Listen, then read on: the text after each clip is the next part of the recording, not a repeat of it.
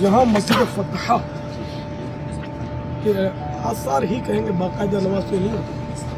یہ ایک یادگار مقام ہے. پیارے آقا صلی اللہ تعالیٰ علیہ وسلم نے 3 دن یہ دعا فرمائی تھی. پیر منگل بدھ دعا فرمائی تھی اور فتح کی بشارت بھی. یہ یہاں غزوہ خندق واقع ہوا تھا، تو مشہور غزوہ ہے اور بڑی آزمائش والا غزوہ تھا. اللہ نے مسلمانوں کو فتح مبین نصیب فرمائی، فتح و نصرت سے مشرف فرمائی. الحمدللہ. سبحان اللہ، سبحان اللہ، سبحان اللہ، ماشاء اللہ. باپا کیا کام کرتے ہیں؟ سبحان اللہ.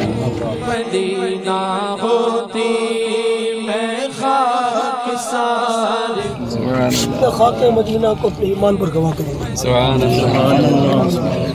لا الہ الا اللہ صلی اللہ تعالی علیہ وآلہ وسلم. سبحان اللہ.